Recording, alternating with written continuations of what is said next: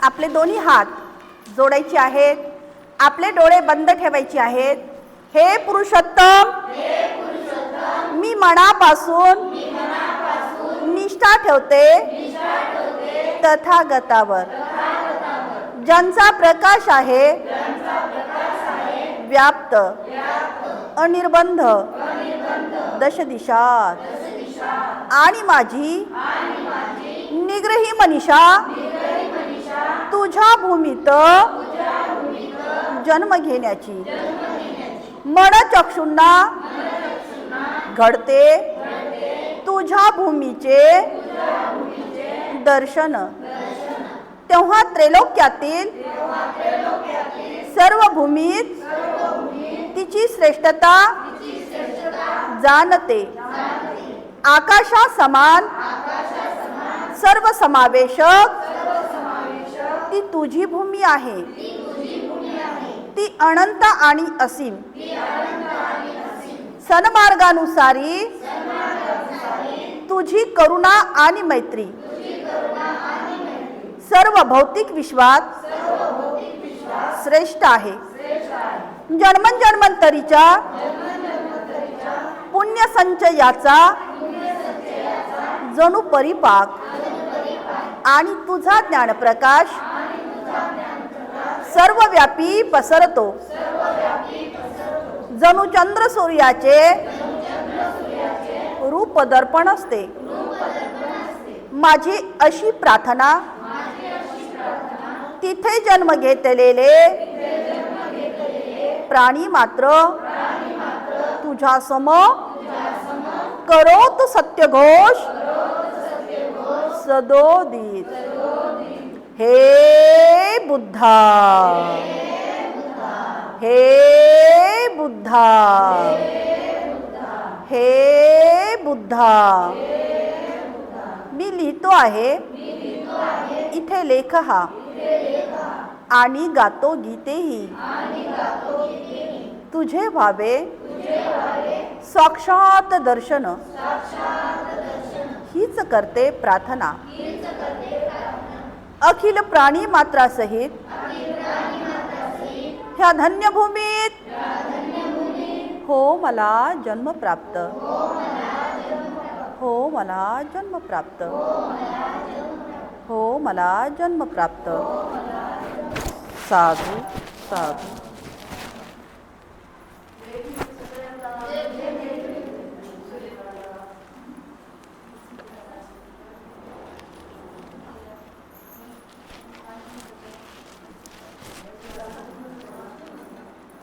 भगवान बुद्ध आणि त्यांचा धम्म या ग्रंथाचं या ठिकाणी पठण होत असताना आपण या ठिकाणी पाहत होतो की बुद्धाचे या ठिकाणी पहिले प्रवचन सारनाथ येथे या ठिकाणी होत आहे. आणि हे पहिले प्रवचन होत असताना आपण या ठिकाणी पाहिलेलं आहे की जे त्यांचे 5 सोबती होते, हे 5 सोबती जे आहेत त्यांचं आदरातिथ्य कशा पद्धतीने केलेलं आहे हे आपण या ठिकाणी पाहिलेलं आहे. अर्थातच या ठिकाणी खरोखर एका अप्रिय अतिथीचे असाधारण या ठिकाणी स्वागत झालेले आहे. बुद्धाचे पहिले प्रवचन पाहत असताना, बुद्धांच्या या ठिकाणी प्रवचन पाहत असताना आपण या ठिकाणी पाहिलेलं आहे की त्यांच्या या धम्माचे अधिष्ठान नेमकं काय आहे. बुद्धाने या ठिकाणी माणूस आणि माणसाशी या जगातील नाते हा बुद्धाच्या धम्माचा केंद्रबिंदू आहे. बुद्धाने या ठिकाणी सांगितलं आहे की आपल्या धम्माचे पहिलं जे काही अधिष्ठान आहे ते म्हणजे मनुष्य प्राणी जो आहे दुःखात आणि दैन्यात आणि दारिद्र्यात राहत आहे, हे त्यांचे दुसरे या ठिकाणी तत्व होय. हे सर्व जग जे आहे दुःखाने भरले आहे आणि जगातून हे दुःख जर नाहीसे करणे हा एकच या धम्माचा उद्देश आहे. यापेक्षा धम्म म्हणजे दुसरे तिसरे काहीही नाही. दुःखाचे अस्तित्व मान्य करणे आणि ते नष्ट करण्याचा मार्ग दाखवणे हाच बुद्धाच्या धम्माचा पाया आहे.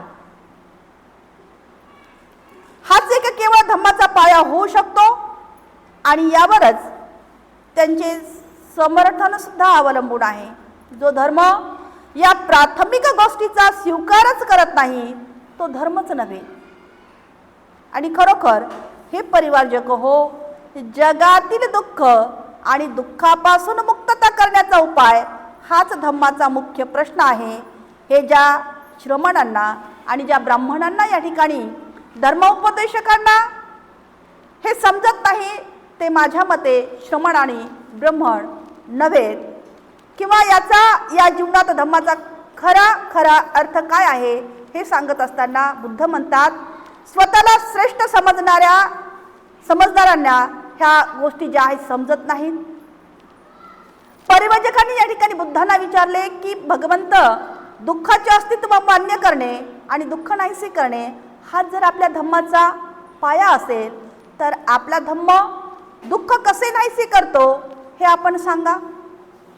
बुद्धाने सांगितले की या धम्मानुसार जर प्रत्येकाने पावित्र्याचा मार्ग अनुसरला, प्रत्येकाने सदाचरणाचा मार्ग स्वीकारला, प्रत्येकाने शील मार्गाचा अवलंबन केलं, तर त्यामुळे दुःखाचा निरोध होईल, अर्थातच दुःख नष्ट होईल. आणि त्यांनी सांगितले की असा धम्माचा आविष्कार आपण या ठिकाणी केलेला आहे. हे आपण एवढं कालच्या भागामध्ये पाहिलेलं आहे.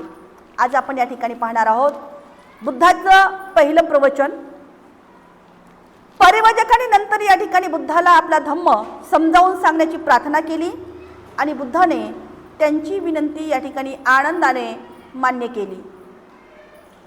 त्यांनी पहिल्या प्रथम त्यांना विशुद्धी मार्ग समजावून सांगितला. त्याने परिवजकांना सांगितले की ज्याला चांगला मनुष्य होण्याची इच्छा आहे, त्याने जीवनाची तत्व म्हणून काही तत्व पाळली पाहिजेत. ज्याला कुणाला चांगलं म्हणून आपलं जीवन व्यतीत करायचं आहे, चांगला मनुष्य म्हणून ज्याची इच्छा आहे, त्यांनी जीवनामध्ये काही तत्व आहेत आणि ती तत्व या ठिकाणी पाळलीच पाहिजेत. ही विशुद्धी मार्गाची शिकवण आहे. माझ्या या विशुद्धीच्या मार्गानुसार चांगल्या जीवनाची या ठिकाणी 5 तत्व आहेत. बुद्ध जे आहेत या ठिकाणी चांगल्या जीवनाची 5 तत्व सांगत आहेत. कोणत्याही पहिला जो या ठिकाणी तत्व सांगत असताना बुद्ध म्हणतात, पहिलं तत्व आहे कोणत्याही प्राण्याची हिंसा न करणं व त्याला इजा न करणं. दुसरं आहे चोरी न करणं, अर्थात दुसऱ्याच्या मालकीची वस्तू न घेणं किंवा ती न बळकावणं. तिसरं आहे व्याभिचार न करणं. चौथं आहे असत्य न बोलणं. 5वं आहे मादक पेय ग्रहण न करणं किंवा सेवन न करणं. माझे असे म्हणणे आहे की प्रत्येक माणसाने ही तत्वे मान्य करणे अत्यंत आवश्यक आहे. कारण प्रत्येक मनुष्य जे जे काही करतो त्याचे मूल्यमापन करण्यासाठी त्याच्यापाशी काही एक परिमापन असले पाहिजे की ज्यामुळे तो आपल्या चांगल्या अथवा वाईट वर्तणुकीचे मोजमाप करू शकेल. आणि माझ्या या शिकवणुकीप्रमाणे ही 5 तत्वे किंवा शिले माणसाच्या चांगल्या अथवा वाईट कृतीचे मोजमाप करण्याचं मापदंड आहे.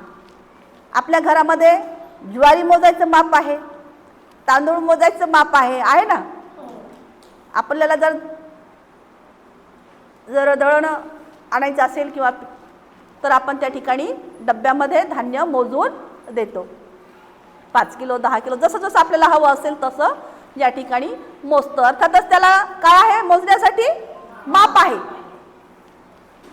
मग या ठिकाणी बुद्ध तेच सांगतात की प्रत्येक बाब मोजण्यासाठी माप आहे, कापड मोजण्यासाठी माप आहे, दूध मोजण्यासाठी माप आहे. सगळ्या काही या आपल्याला गोष्टी दिसतात किंवा वस्तू दिसतात ते मोजण्यासाठी काय आहे, माप आहे. परंतु मानवाच्या ज्या काही चांगल्या अथवा वाईट गोष्टी मोजण्यासाठी सुद्धा या ठिकाणी माप बुद्धांनी सांगितलेलं आहे. बुद्ध असं म्हणतात की माझं असं म्हटलं आहे की प्रत्येक माणसाने जी 5 तत्व या ठिकाणी सांगितलेली आहेत ती अत्यंत आवश्यक आहे. कारण प्रत्येक मनुष्य या ठिकाणी जे जे काही करतो त्याचं मूल्यमापन करण्यासाठी, मूल्यमापन म्हणजे मोजमाप करण्यासाठी त्याच्यापाशी काहीही परिमापन असले पाहिजे, म्हणजे एक मापदंड असलं पाहिजे किंवा एक मोजमाप असलं पाहिजे. मोजमाप किंवा परिमापन असले पाहिजे की ज्यामुळे तो आपल्या चांगल्या अथवा वाईट या वर्तणुकीचे मोजमाप करू शकेल. आणि बुद्ध म्हणतात, माझ्या या शिकवणुकीप्रमाणे जी वरील 5 तत्व आहेत, जी वरील 5 तत्व आहेत, ती 5 तत्व आपण प्रत्येक दिवशी म्हणतो. या ठिकाणी आपण हे अधिष्ठान आपण मांडलेलं आहे, त्याची सुद्धा सुरुवात आपण त्या तत्वानीच करत असतो. ती तत्व आपण रोज बोलतो. तद्वतच आपण या ठिकाणी आपल्या घरामध्ये कोणताही जर कार्यक्रम असेल, त्या कार्यक्रमाच्या वेळेस सुद्धा आपण त्या तत्व पठन केल्यानंतरच आपण कार्यक्रमाला सुरुवात करतो. कोणताही वाढदिवस असो, कोणता गृहप्रवेश असो, कोणता लग्नविधी असो, अर्थातच सुख आणि दुःखाचा सुद्धा कार्यक्रम असेल तर आपण त्या तत्वाचं पूजा केल्यानंतर किंवा तत्व आपण पठन केल्यानंतरच आपण कार्यक्रमाला सुरुवात करतो. अर्थातच ती तत्व कोणती आहेत मग बोला. पाठ न करणे, चोरी न करणे, खोटे न बोलणे, त्यालाच काय म्हटलेलं आहे मग? अगदी बरोबर आहे शिलाताई, त्यालाच म्हटलेलं आहे पंचशील. त्यालाच काय म्हटलेलं आहे? पंचशील. हे 5 तत्व आहेत की जे या ठिकाणी बुद्धाने सांगितलेली आहेत की कोणत्याही प्राण्याची हिंसा न करणं, चोरी न करणं किंवा कोणत्याही दुसऱ्या मालकीची वस्तू न बळकावणं, व्याभिचार न करणं, असत्य न बोलणं आणि मादक पेय जे आहे ग्रहण अर्थात सेवन न करणं. तर हे जी काही तत्व आहेत, ही तत्व चांगल्या अथवा वाईट वर्तणुकीचे काय आहेत मोजमाप करू शकेल. आणि माझ्या या शिकवणुकीप्रमाणेच ही 5 तत्व किंवा जी काही ही 5 शिला आहेत, ही शिले मापनाच्या चांगल्या अथवा वाईट कृतीचे मोजमाप करण्याचं काय आहे तर ते मापदंड आहे. आपल्यासाठी ते मापदंड दिलेला आहे. जगात सर्वत्र पतित लोक असतात, परंतु पतिताचे सुद्धा या ठिकाणी 2 वर्ग असतात. ज्याच्यासमोर काही आदर्श आहे असे पतित. पतित म्हणजे मार्गक्रमण करणारा, चालणारा. आता चालतात सगळेच जण, चालतात सगळेच जण. आता या कॉलनीमध्ये कितीतरी घरं आहेत, परंतु ज्याची पावलं या ठिकाणी चालत चालत कुठे आलेली आहेत? विहाराकडे आलेली आहेत. तेही चालत असतील, आपणही चालत आहोत, परंतु आपली पावलं या विहाराकडे चालत चालत आलेली आहेत.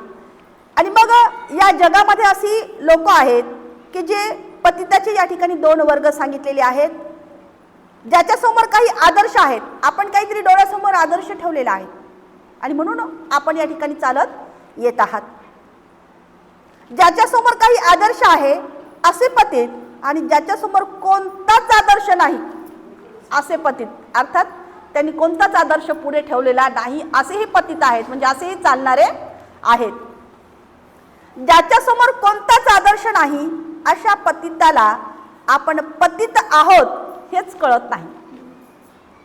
म्हणजे आपण नेमकं काय आहोत हेच त्याला कळत नाही. आपण कसं चालायचं, कुठं चालायचं हे त्याला कळत नाही आणि मग त्याला हेच कळत नाही की आपण पतित आहोत.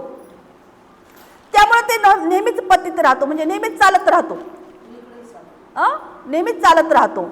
या उलट ज्याच्यासमोर एखादा आदर्श आहे असा पतित आपल्या पतितावस्थेतून वर येण्यासाठी प्रयत्न करीत असतो. याचे उत्तर असे की आपण पतित आहोत हे त्याला माहीत असते आणि म्हणून त्याला माहीत असतं की मला कोणत्या दिशेने चालायचं, कोणत्या मार्गाने चालायचं. आता ज्याला हा मार्गच माहीत नाही आणि त्याला तर वाटतं मी चालतो. जशी एक गोष्ट आहे की या ठिकाणी एका पाण्यामध्ये एक नावी आहे, ते नावामध्ये बसलेला आहे आणि तो ते चाटू जे आहे असा मारत आहे आणि त्याला आता वाटतं मी खूप चालायलो, मी आता ह्या नदीच्या तीराच्या पार जात आहे. चाटू मारतच आहे, परंतु त्याच्या हेच लक्षात येत नाही की आपण ती दोरच सोडलेली नाही. आणि मग या पतिताचं सुद्धा अशा पद्धतीनं होतं. मनुष्याचे जीवन नियमित करण्यासाठी त्याच्यासमोर एखादा आदर्श असणं आणि कोणताच आदर्श नसणं याच्यातील हा फरक आहे. महत्त्वाची गोष्ट माणसाचा अंधपात ही नसून त्या अवस्थेत मुक्त होण्याच्या आदर्शाचा अभाव हीच होय. परिवाजक, तुम्ही विचाराल की जीवनाचा आदर्श म्हणून मान्य करण्यास हीच तत्वे योग्य का? पुन्हा या ठिकाणी बुद्ध म्हणत आहेत, हे परिवाजकांनो, तुम्ही मला असं विचारसाल किंवा म्हणसाल की ही या ठिकाणी मला 5 तत्व आपण सांगितलेली आहेत आणि मग जीवनाचा हा आदर्श म्हणून मान्य करण्यास ही तत्व एवढीच योग्य आहेत का?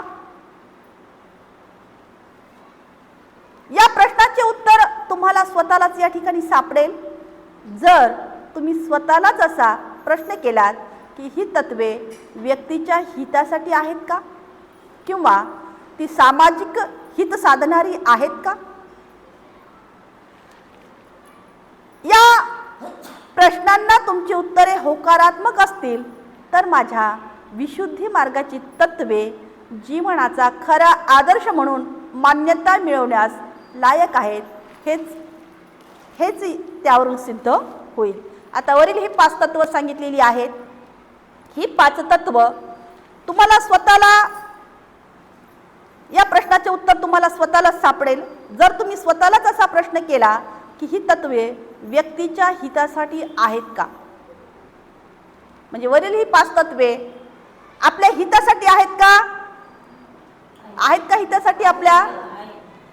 किंवा ती सामाजिक हित साधणारे आहेत का? आपण समाजशील प्राणी आहोत. आपण एकटं राहू शकतो का? नाही, आपल्याला समाजामध्ये राहावं लागतं आणि म्हणून ती सामाजिक हित साधणारी आहेत का? आहेत ना. सामाजिक हित साधणारी सुद्धा आहेत आणि स्वतःचं हित साधणारी सुद्धा आहेत. अर्थातच ती व्यक्तीच्या हितासाठी सुद्धा आहेत. व्यक्तीच्या हितासाठी म्हणजे स्वतःच्या हितासाठी सुद्धा आहेत आणि सामाजिक हित साधणारी सुद्धा आहेत म्हणजे समाजाचं हित साधण्यासाठी सुद्धा आहेत. बुद्धाच्या या ठिकाणी प्रवचन चालूच आहे. अष्टांगिक मार्ग किंवा सदाचारणाचा मार्ग या ठिकाणी बुद्ध जे आहेत त्या 5 परिवर्जकांना सांगत आहेत. नंतर बुद्धाने परिवर्जकांना अष्टांगिक मार्गाविषयी प्रवचन दिले. बुद्धाने सांगितले अष्टांगिक मार्गाचे 8 घटक आहेत.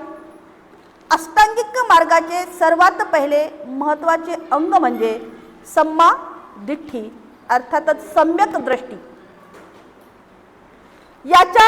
या स्पष्टीकरणाने बुद्धाने आपल्या प्रवचनास सुरुवात केलेली आहे. सम्यक दृष्टीचे महत्त्व समजवण्याकरिता बुद्ध परिवर्जकांना म्हणाले, परिवर्जको, जग ही एक अंधार कोठडी असून मनुष्य हा तिच्यातील एक कैदी आहे हे तुम्ही लक्षात घेतले पाहिजे. सम्यक दृष्टीचा विश्लेषण करण्यासाठी बुद्ध या ठिकाणी सांगत आहेत की जग काय आहे, एक अंधार कोठडी आहे आणि मनुष्य हा तिच्यातील एक कैदी आहे हे तुम्ही लक्षात घेतले पाहिजे. ही अंधार कोठडी गडद अंधाराने भरलेली आहे. अंधार इतका आहे की कैद्याला क्वचितच काही दिसू शकते. कैद्याला आपण कैदी आहोत हे सुद्धा कळत नाही. दीर्घकाल अंधारात राहिल्यामुळे मनुष्य केवळ अंधळा होऊन राहिलेला आहे. इतकेच नाही तर ज्याला प्रकाश म्हणतात अशी एखादी वस्तू अस्तित्वात असू शकते याबद्दल त्याला शंका वाटते. मन हे एक असे साधन आहे की ज्यामुळे मनुष्याला प्रकाश मिळू शकतो. तथापि या अंधार कोठडीतील कैद्याच्या मनाची अशी अवस्था नाही की त्याचे मन हे या बाबतीत एक साधन ठरेल. त्याच्या मनाची अवस्था त्यांना केवळ दृष्टी असल्यामुळे किंवा अंधारासारखी एक वस्तू अस्तित्वात आहे हे दाखविण्यापुरता अगदी थोडा प्रकाश आत येऊ देते आणि अशा प्रकारे त्याची आकलन शक्ती स्वभावता सदोष असते. परंतु हे परिवर्जक हो, या कैद्याची स्थिती जितकी दिसते तितकी निराशाजनक नाही हे सुद्धा लक्षात घ्या. कोणत्या दिशेने इच्छाशक्ती या नावाची एक शक्ती असते. जेव्हा योग्य हेतू निर्माण होतात तेव्हा या इच्छाशक्तीला जागृत करता येते व तिला गती देता येते. जसं आपण म्हणतो की इच्छा तिथं काय असतो, मार्ग असतो. जर आपण इच्छाच प्रकट नाही केलं तर आपल्याला मार्ग निघेल का, नाही निघणार. आणि बुद्ध या ठिकाणी हेच सांगतात की हे परिव्राजकांनो, कोणत्याही दिशेने इच्छाशक्ती या नावाची एक शक्ती असते. जेव्हा योग्य हेतू निर्माण होतात तेव्हा या इच्छाशक्तीला जागृत करता येते व तिला गतीही देता येते. कोणत्या दिशेने इच्छाशक्तीला गती द्यावी हे पाहण्या इतकी जरी माणसाला प्रकाश मिळाला, म्हणजे कोणत्या दिशेने आपल्याला गती द्यायची आहे हे पाहण्या इतका जरी माणसाला प्रकाश मिळाला तरी तो मनुष्य अशा प्रकारे आपल्या इच्छाशक्तीला गतिमान करू शकतो की शेवटी त्याची इच्छाशक्ती त्याला बंधमुक्त करील. अशा प्रकारे मनुष्य जरी बंधनात असला तरी तो बंधमुक्त होऊ शकेल. शेवटी स्वातंत्र्याकडे नेणारी पावले टाकण्यास तो कोणत्याही क्षणी सुरुवात करील. आपल्याला पाहिजे त्या दिशेने जाण्यासाठी आपल्या मनाला आपण वळण लावू शकतो, हे याचे कारण होय. आणि मन हेच आपल्या जीवनाच्या कारागृहात बंदिवान करीत असते आणि तेच आपल्याला तेथे डांबून ठेवते. अर्थातच या सगळ्या गोष्टीचा पूर्णस्थ केंद्रबिंदू काय आहे, तर मनच आहे. आणि म्हणून या ठिकाणी बुद्ध म्हणतात, आजही आपण या ठिकाणी एका अंधाऱ्या कोठडीमध्ये बसलेलो आहोत. आणि म्हणून बुद्ध म्हणतात की आपण ज्यांनी मन जे आहे, या मनावर, मन हेच आपल्या जीवनाच्या कारागृहात बंदिवान करीत असते. आणि मन जे आहे त्या बाबीमध्ये, त्या वस्तूमध्ये आपल्याला गोटाळून ठेवते आणि तिथंच आपल्याला त्या ठिकाणी तो मन जे आहे गुंतल्या जातं आणि ते बंदिवान करीत असते आणि तेच आपल्याला तेथे डांबून ठेवते. पुढे पुढे पुन्हा स्पष्टीकरण येणारच आहे. मन जी गोष्ट निर्माण करते ती ते नष्टही करू शकते.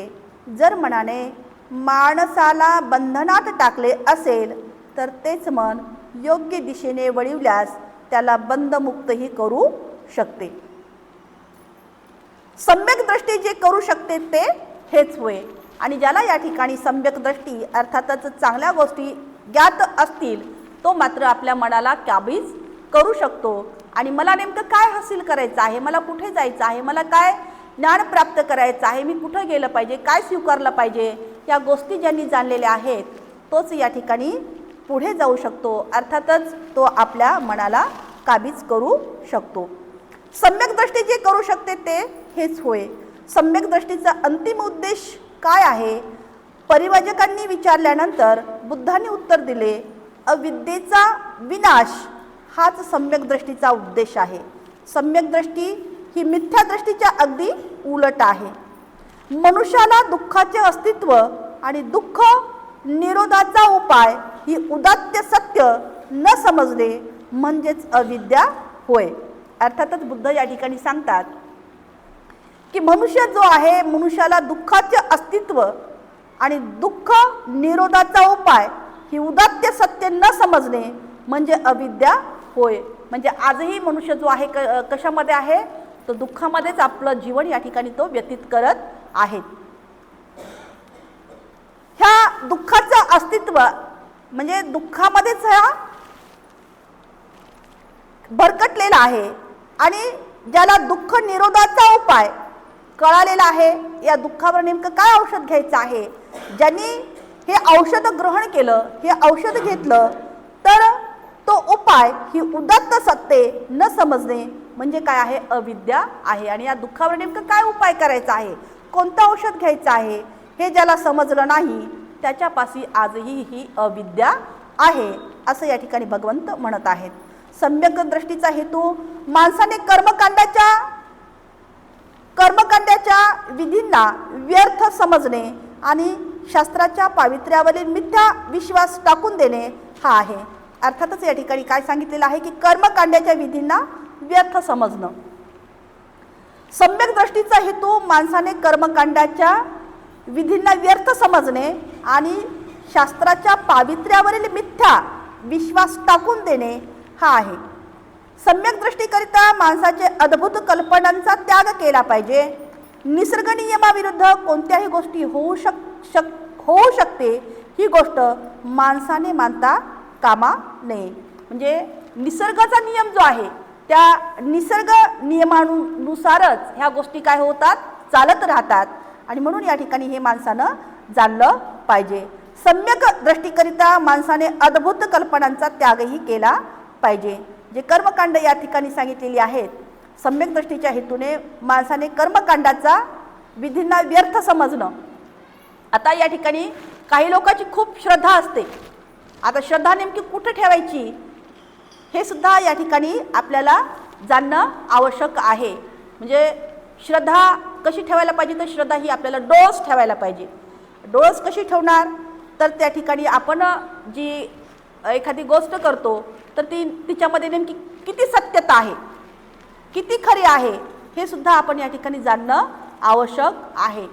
जर आपण एखाद्या दगडाला जर देव मानून आपण त्या ठिकाणी श्रद्धा खूप ठेवली, पूजा अर्चा खूप केली, तर ती तुम्हाला त्याचा लाभ होईल का, नाही होणार. कारण त्या ठिकाणी तुमची डोळस श्रद्धाच नाही ना. श्रद्धा आहे तुमची, त्याच्यामध्ये खूप भक्ती आहे, खूप श्रद्धा आहे. तुम्ही रात्रंदिवस तिथे पूजा करता, अर्चा करता, सगळं काही करता, परंतु ती जी उपासना आहे कशी आहे, डोळस नाही, ती अंध आहे.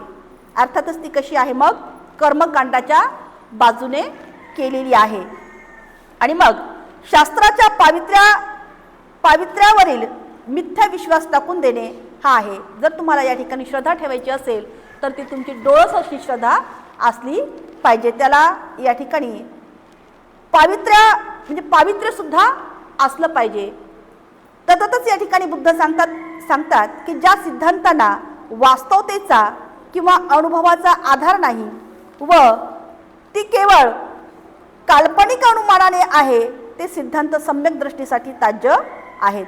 बुद्धाने या ठिकाणी याही अगोदर सांगितलेलं आहे की जर तुम्हाला एखादी गोष्ट स्वीकारायची असेल तर त्याला त्या सिद्धांतांना वास्तवतेचा किंवा अनुभवाचा आधार नाही व ती केवळ काल्पनिक अनुमाने आहेत. म्हणजे एखादी गोष्ट जर तुम्हाला सत्य आहे, ही सत्य जर तुम्हाला गोष्ट स्वीकारायची असेल तर त्याला काय पाहिजे, पुरावा पाहिजे. आणि पुरावाही पाहिजे आणि त्याला अनुभवाचा आधार सुद्धा पाहिजे. आपल्याला पुढे आणखी उदाहरण येणार आहे. जसं आकाशामध्ये ढग येतात, तो एक पुरावा आहे ना आपल्याला, आणि त्याच्यावरून आपण अनुमान काढतो की आता पाऊस येणार आहे. आणि मग काय होतो, तो एक अनुभव म्हणून सुद्धा आपण या ठिकाणी घेऊ शकतो. हा अनुभवाचा आधार नाही व ते केवळ काल्पनिक अनुमाने आहेत, ते सिद्धांत सम्यक दृष्टीसाठी ताज्य आहेत. स्वतंत्र मन आणि स्वतंत्र विचार सम्यक दृष्टीसाठी आवश्यक आहेत. प्रत्येक माणसाला काही ध्येय, आकांक्षा, महत्त्वाकांक्षा असतात. अशी ध्येय, आकांक्षा आणि महत्त्वाकांक्षा ही उदात्त आणि प्रशंसनीय असावी, ती क्षुद्र आणि अयोग्य नसावी, हा सम्यक संकल्पनाचा आशय आहे. तर स्वतंत्र मन आणि स्वतंत्र विचार सम्यक दृष्टीसाठी आवश्यक आहेत. जे मन आहे ते मन, जर एखादा विचार आपण म्हणजे एखादा जर निर्धार केला तर तो निर्धार कसा पाहिजे, चांगल्या पद्धतीचा पाहिजे. आणि त्याच्यावर आपलं मन जे आहे ते ठाम पद्धतीनं पाहिजे की नाही मी हे करणारच. आणि तर आपण त्या बाबीपर्यंत जाऊ शकू. किंवा प्रत्येक माणसानं जर एखादं ध्येय ठेवलं, एखादं उद्दिष्ट ठेवलं, प्रत्येक माणसाला काही ध्येय असतात, काही आकांक्षा असतात आणि महत्त्वाकांक्षा सुद्धा असतात. आणि अशी ध्येय, आकांक्षा, महत्त्वाकांक्षा ही उदात्त आणि प्रशंसनीय असावी, ज्याच्यामुळे आपली काहीतरी गोष्टी आपण साध्य करू शकू. आणि अशी ही आकांक्षा, महत्त्वाकांक्षा किंवा जी ध्येय आहे ती प्रशंसनीय असावी, ती खालच्या दर्जाची. अर्थातच जसा आपण मनामध्ये विचार करू तशा आपण कृती करतो. आणि म्हणजे मनामध्ये सुद्धा आपल्या विचार कशी यायला पाहिजेत, तर चांगले विचार आले तर आपण चांगल्या कृती करू शकू. अर्थातच आपलं ध्येय, आपलं उद्दिष्ट, आपली आकांक्षा ही महत्वाकांक्षा ही कशी पाहिजे, तर उदात्त पाहिजे. सम्यक संकल्प जो आहे हे वरील प्रमाणे सांगितलेले आहे. सम्यक वाचा सांगत असताना बुद्ध जे आहेत पुढील शिकवण देतात. माणसाने जे सत्य असेल तेच या ठिकाणी बोलायला पाहिजे. या पंचशिलातला किंवा या 5 तत्वातला या ठिकाणी हा शब्द आहे. सम्यक वाचा जी आहे पुढील शिकवण देते. माणसाने जे सत्य आहे तेच बोलावे. आता जे सत्य आहे ते बोललं तर माणसाला काही गोष्टी त्याला लावायची आवश्यकता नाही. असत्य बोलू नये. असत्य जर बोलायचं असेल तर त्याला आपल्याला कितीतरी गोष्टी लावाव्या लागतील. पण सत्य बोलायचं तर एकच असतं आणि असत्य बोलायचं तर त्याला 4-5 गोष्टी आपल्याला शोधाव्या लागतील, लावाव्या लागतील, हो की नाही. आणि म्हणून या ठिकाणी बुद्ध म्हणतात की सम्यक वाचा करत असताना माणसाने जे सत्य असेल ते बोलावे, असत्य बोलू नये. माणसाचे दुसऱ्याविषयी वाईट सुद्धा बोलू नये. माणसाने दुसऱ्याविषयी वाईटही बोलू नये. माणसाने दुसऱ्याची निंदा नालस्ती करण्यापासून परावृत्त असावं. निंदा नालस्ती करण्यापासून परावृत्त असावं. आणि किती जरी ही निंदा नालस्ती केली तरी यामध्ये काय होणार आहे, जसं आपण म्हणतो की उकंडा जरी किती उखरला तर काय निघणार आहे, कचराच निघणार आहेत, केसच निघणार आहेत ना. काही चांगल्या गोष्टी लागणार आहेत का आपल्या हाताला? उकंडा खोदतच राहा तर का चांगलं काहीतरी भेटणार आहे का? नाही ना, केर कचराच भेटणार आहे. आणि म्हणून या ठिकाणी बुद्ध काय म्हणतात की माणसाने दुसऱ्याची निंदा नालस्ती करण्यापासून परावृत्त राहावे किंवा व्हावे. माणसाने आपल्या लोकांविषयी रागाची किंवा शिवीगाळाची भाषा वापरू नये. माणसाने सर्वांशी आपुलकीचे व सौजन्याने बोलावे. माणसाने अर्थहीन मूर्खपणाची बडबड करू नये. त्याचे बोलणे समंजसपणाचे व मुद्देसूद असावे. आता बोलायचं जर असेल तर त्याला काही मुद्दा असला पाहिजे, काही कारण असलं पाहिजे तरच या ठिकाणी बोलल्या जावं. नाहीतर काही कारण नाही, काय नाही, जसं आपण म्हणतो त्याला काय म्हणतो, त्याला बुडे नाही सेंडाय नाही आणि चाललंय नुसतं भरकटत. कुणी ऐकेल का अशा बाबी? नाही ना ऐकणार. जर तुम्ही एखादी बाब मुद्देसूद बोलली तर ते ऐकू शकतं. नाही बाबा याच्या मागं काहीतरी बाब आहे, हे ऐकून घ्यायला पाहिजे. किंवा त्याचं नाही तर व्यर्थ बडबड म्हणतो ना आपण, ती कुणी सुद्धा ऐकून घेत नाही. आणि म्हणून बुद्ध या ठिकाणी तेच सांगतात की माणसाने केव्हाही अर्थहीन मूर्खपणाची बडबड करायची नाही. त्याचं बोलणं कसं असायला पाहिजे, मग समंजसपणं, पुढच्याला समजलं पाहिजे. आणि मुद्दा सुद्धा असायला पाहिजे बोलण्याला. नाही तर उठसूट बोलायचं. बोलून काय होतं, माणसाचं डोकं जाम होतं, डोकं सुद्धा दुखतं. बघा तुम्ही जास्त वेळ बोला तुम्ही, दिवसभर एक वेळेस प्रयोग करून पहा. वाटलंच तर खूप दिवसभर बोललं ना तर माणसाचं डोकं एवढं जाम होऊन जातं, एवढं डोकं दुखतं की विचारायची त्याला बाबच नाही. आणि ऐकणारच दुखतं बरं, नाही तर तुम्ही मसाल बोलणाऱ्याच दुखते, ऐकणेवाल्याचंही दुखते आणि बोलणेवाल्याचे दुखते. आणि म्हणून या ठिकाणी बुद्ध तेच सांगतात की बोलायचं असेल तर त्याला मुद्दा सुद्धा असला पाहिजे आणि मुद्देनुसार बोलणं असलं पाहिजे. मी सांगितल्याप्रमाणे सम्यक वाचेचे पालन करणे हे कोणाच्या भीतीमुळे किंवा पश्चातापाने होता कामा नये. आता जे काही आपण या ठिकाणी बोलणार आहोत, चालणार आहोत, ते एक सम्यक वाचेने पालन करायचं आहे म्हणून बोलायचं आहे. किंवा कुणाच्या दडपशाहीमुळं किंवा कुणाच्या भीतीमुळे हे बोलायचं नाही.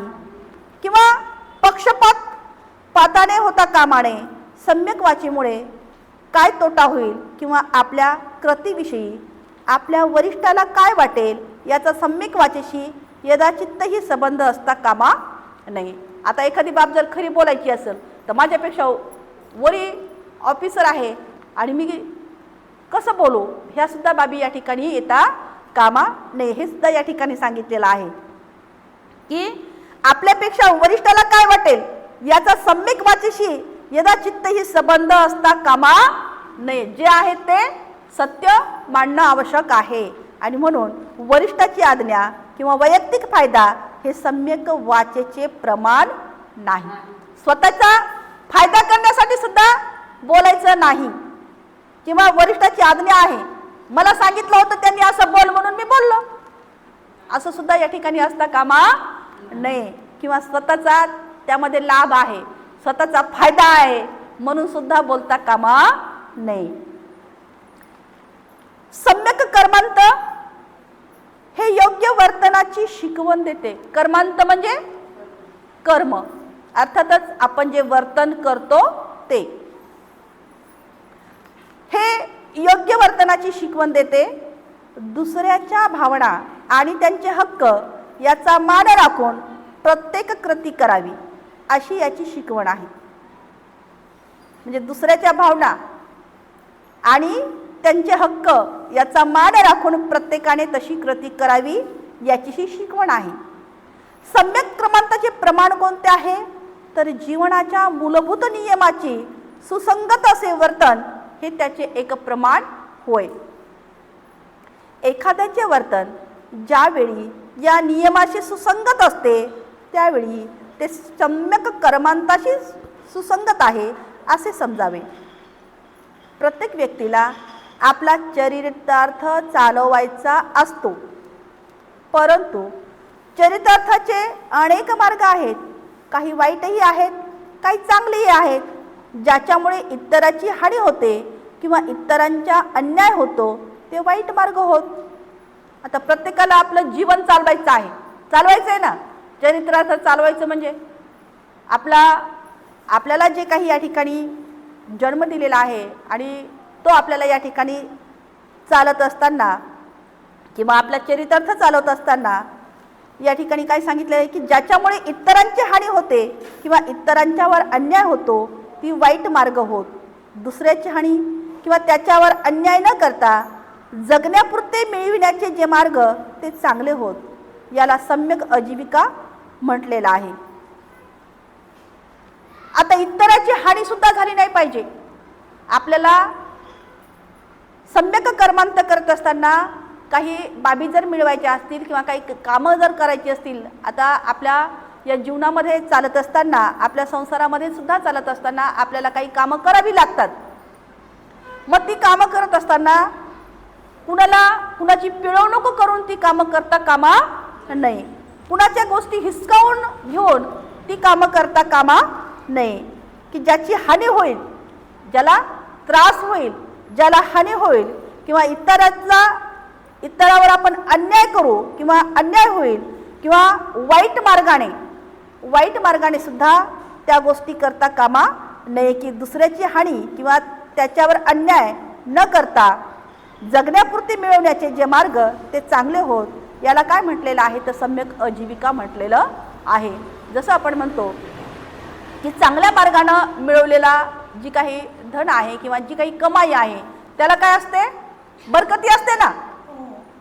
चांगल्या मार्गाने कमाई केलेली काय असते त्याला बरकती असते. आणि जी वेगवेगळ्या मार्गाने कमाई केलेली असतात त्याला 4 मार्ग सुद्धा लागतात, त्याला वेगळे व्यसन लागतात.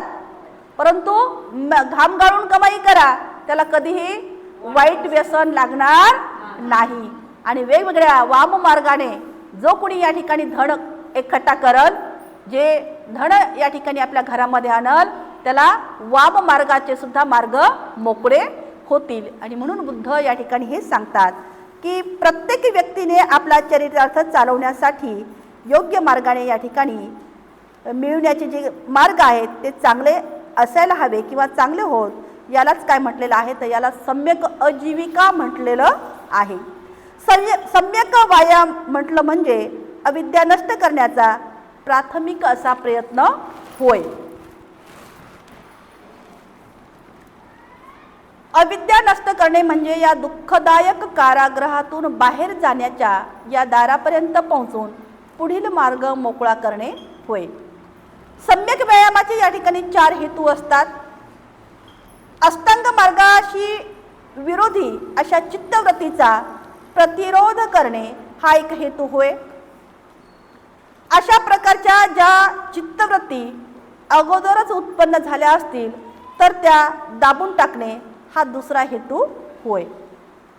अष्टांग मार्गाला आवश्यक अशा चित्तवृत्ती उत्पन्न करण्यास माणसाला सहाय्य करणे हा तिसरा हेतू होय.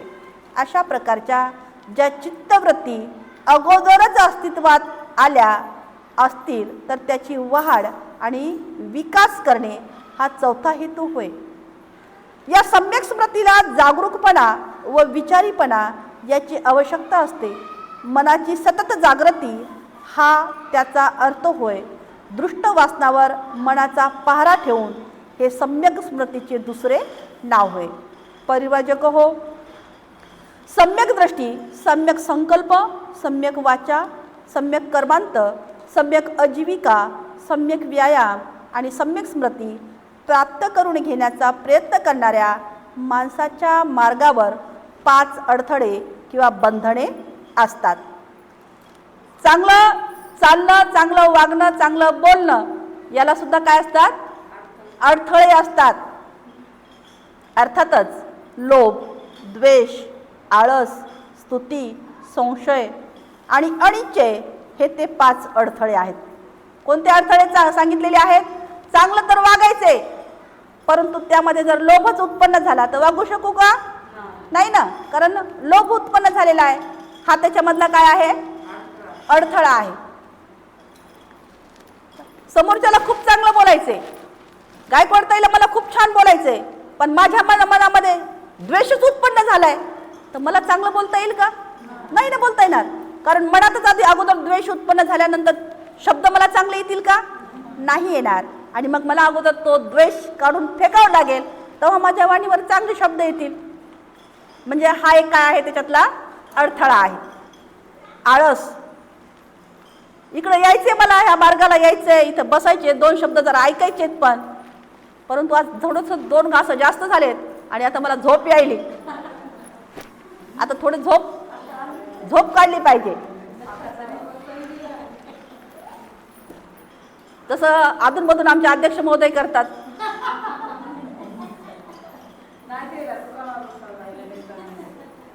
आता त्या बाबीत तर काही माहित नाहीत ना आपल्याला. आळस येत असेल.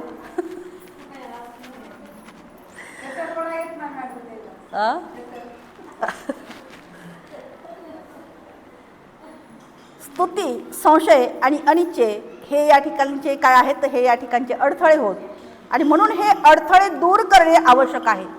हे जोपर्यंत आपण आपल्या जीवनातले अडथळे काढून फेकत नाहीत तोपर्यंत आपल्यामध्ये चांगल्या गोष्टी उत्पन्न होत नाहीत.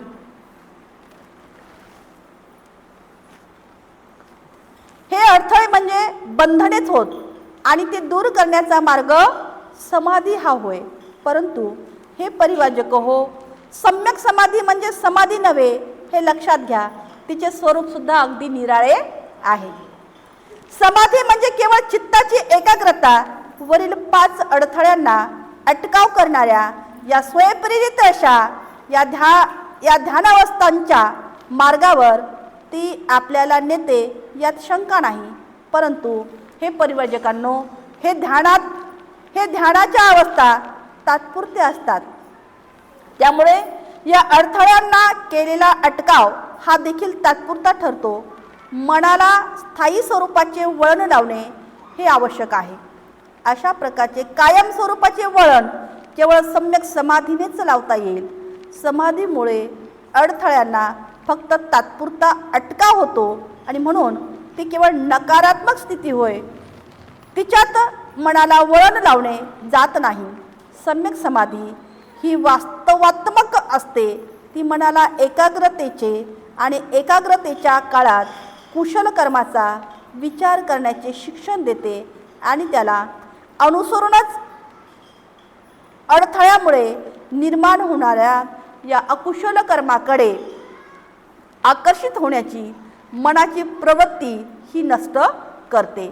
सम्यक समाधी माणसाला चांगल्या गोष्टींचा विचार करण्याची व चांगल्या गोष्टींचाच नेहमीच विचार करण्याची सवय लावते.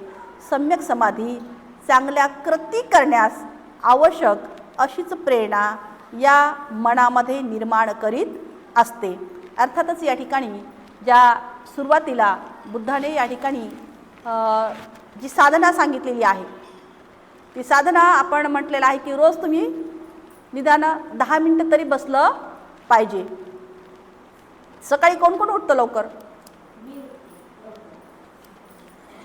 तर स्वतःसाठी आपण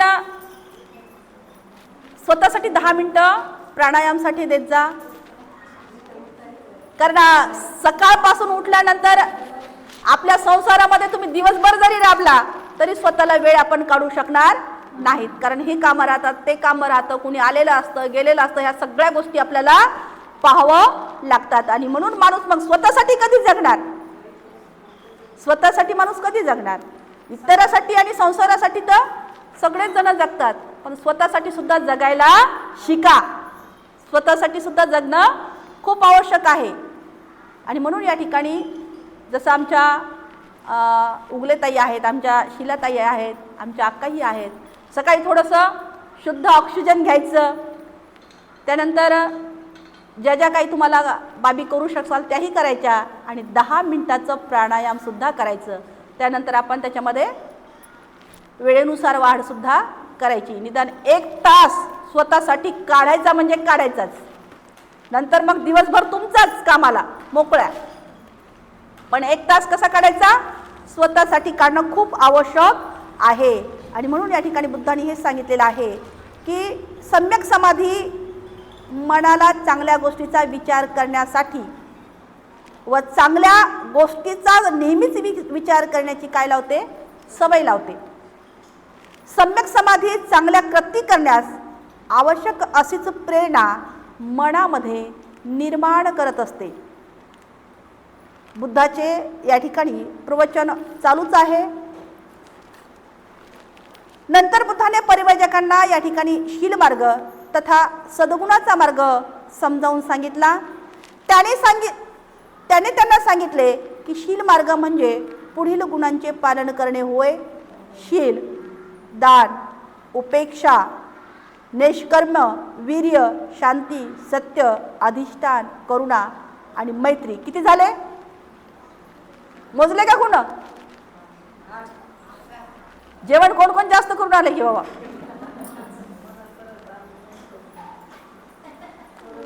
आता पुन्हा एकदा मोजा आणि मला सांगा बरं. जेवण जे जास्त केलेले त्यांना नाही मोजता येणार. आता मोजा बघा.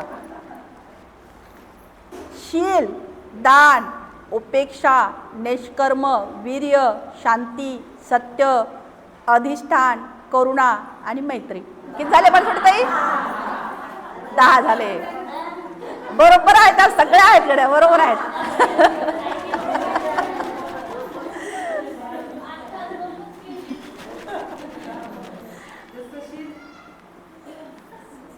तर हे शील म्हणजे नीतिनियमता, वाईट गोष्टी न करण्याकडे आणि चांगल्या गोष्टी करण्याकडे असलेला एक प्रकारचा मनाचा कल आहे.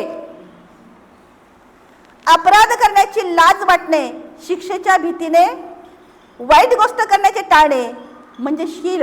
शील म्हणजेच पाप भीरुता. निष्कर्म म्हणजे ऐहिक सुखाचा त्याग करणे. स्वार्थाची किंवा परतफेडीची अपेक्षा न करता दुसऱ्याच्या भल्यासाठी स्वतःची मालमत्ता, रक्त, देह अर्पण करणे इतकेच नव्हे तर प्राणत्याग करणे म्हणजे दान होय. वीर्य म्हणजे योग्य अर्थातच सम्यक प्रयत्न, हाती घेतलेले काम यदाचित्तही माघार न घेता अंगी असलेल्या सर्व सामर्थ्यानिशी पूर्ण करणं म्हटलं म्हणजे वीर्य. शांती म्हणजे क्षमाशीलता. द्वेषाला उत्तर न देणे हे याचे काय आहे? तर हे याचे सार आहे. कारण द्वेषाने द्वेष शमत नाही, तो फक्त क्षमाशीलतेने शांत होऊ शकतं. जसं बुद्धाने जे आहे ग्रहत्याग केलेला आहे. कशामुळे केला होता? याच गोष्टीमुळे. कारण द्वेषाने द्वेष वाढवल्या जातो, तो क्षमत नाही, तो शांत होत नाही. जसं गाणं पण आहे, वैर जिंकावं काय आहे? प्रेमाने, युद्धानं वाढते युद्ध. आणि म्हणून या ठिकाणी सांगितलेलं आहे की शांती म्हणजे क्षमाशीलता. द्वेषाने द्वेषाला उत्तर न देणं हे याचे सार होय. कारण द्वेषाने द्वेष कधीही क्षमत नाही. तो फक्त क्षमाशीलतेनेच शांत होऊ शकतो. सत्य म्हणजे खरे. माणसाने कधीही खोटं बोलता कामा नये. त्याचं भाषण हे सत्यच असलं पाहिजे. हे ते सत्याखेरीज दुसरे काहीही असता कामा नये. अधिष्ठान म्हणजे ध्येय गाठण्याचा दृढ असा निश्चय करणं. करुणा म्हणजे सर्व मानवाविषयीची प्रेमपूर्ण अशी दयाशीलता होय. तद्वतच मैत्री म्हणजे सर्व प्राणी मात्राविषयी, मित्राविषयीच नव्हे तर शत्रूविषयी देखील, मनुष्य प्राण्याविषयीच नव्हे तर सर्व जीवनमात्राविषयीची बंधुभावता बाळगणे.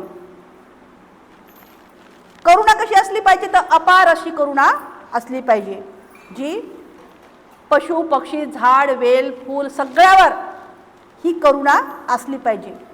मैत्री याचा या ठिकाणी बुद्धाने अर्थ सांगितलेला आहे की मैत्री म्हणजे सर्व प्राणी मात्राविषयी, मित्राविषयीच नाही.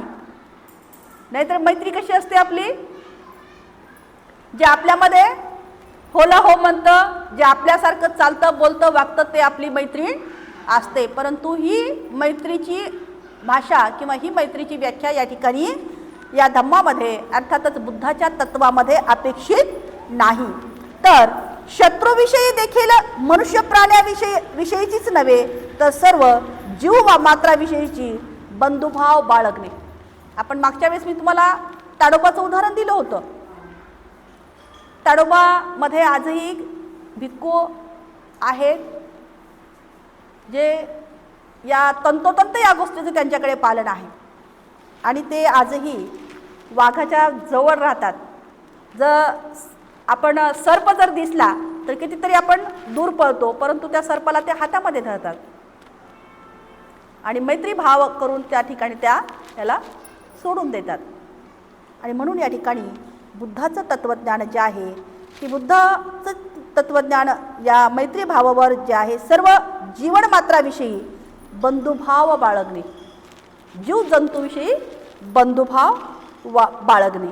उपेक्षा म्हणजे औदासिन्याहून निराळी अशी अलिप्तता, अनासक्ती, आवड नावड नसलेली ती एक मनाची स्थिती होय. फलप्राप्तीने विचलित न होणे. आता उपेक्षा म्हटलेलं आहे की एखादं काम करण्यासाठी त्याचं खूप चित्त आहे, खूप मन आहे, परंतु त्याच्यामध्ये उदासीनता भरलेली आहे, जसं आळस भरलेला आहे. थोडक्यामध्ये आपण काय म्हणू शकू, त्याला आळस भरलेला आहे. एक आपल्याला यानंतर कथाही येणार आहे की जर एखादं काम करायचं तर आपण म्हणतो जाऊ दे आता उद्या करता येईल, पुन्हा जाऊ दे आता परवा करता येईल, पुन्हा तेरवा करता येईल. तर असं म्हणता म्हणता म्हणता तो दिवस कधी उजाडत नाही. आणि म्हणून या ठिकाणी कल करे सो आज, आज करे सो अभी असं या ठिकाणी जर तत्व अंगीकारलं तर आपल्याला काही गोष्टी मिळू शकतील किंवा काही गोष्टीचं या ठिकाणी फलप्राप्ती विचलित न होता ती बाब आपण या ठिकाणी करू शकू. परंतु या निष्क्रियतेने सतत प्रयत्न करीत राहणे म्हणजे उपेक्षा. आणि आपल्या या कुवतीनुसार प्रत्येकाने या सद्गुणाचे पालन केले पाहिजे. आणि म्हणूनच त्यांना बुद्धाने या ठिकाणी पारामिता असं म्हटलेलं आहे. या पूर्णत्वाच्या अवस्था असेही या ठिकाणी त्याला म्हणतात.